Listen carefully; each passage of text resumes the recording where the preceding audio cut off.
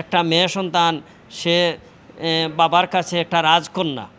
এই অবস্থায় সে একটা জমির বিরুদ্ধে সে জমির বিরুদ্ধটারে সে কাজে লাগানোর জন্য নিজের সন্তানকে হত্যা করলো। এটা অত্যন্ত মর্মান্তিক ঘটনা। আসামির বিরুদ্ধে, আসামির নাম মোহাম্মদ শরীফ আলীর বিরুদ্ধে 302 ধারায় মৃত্যুদণ্ড এবং 50,000 টাকা জরিমানা। এই 50,000 টাকা বাদী পাবে, আর আসামি মৃত্যু কার্যকর না পর্যন্ত তার গলায় ফাঁস লাগানো থাকবে।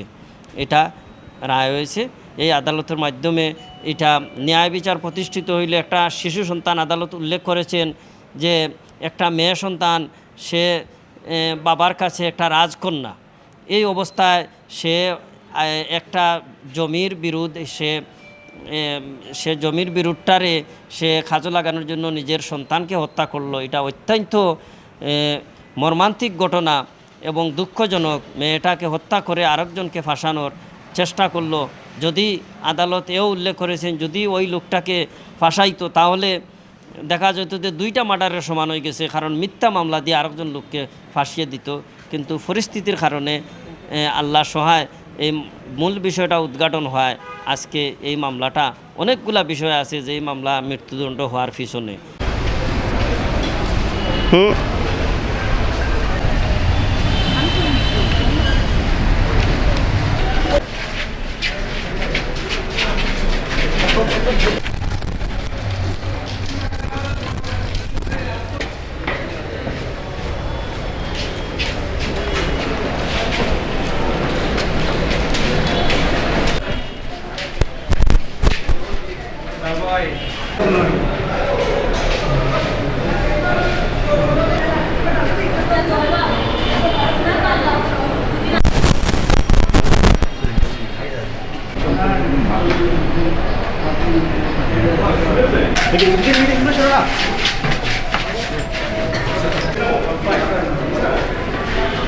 গাড়ি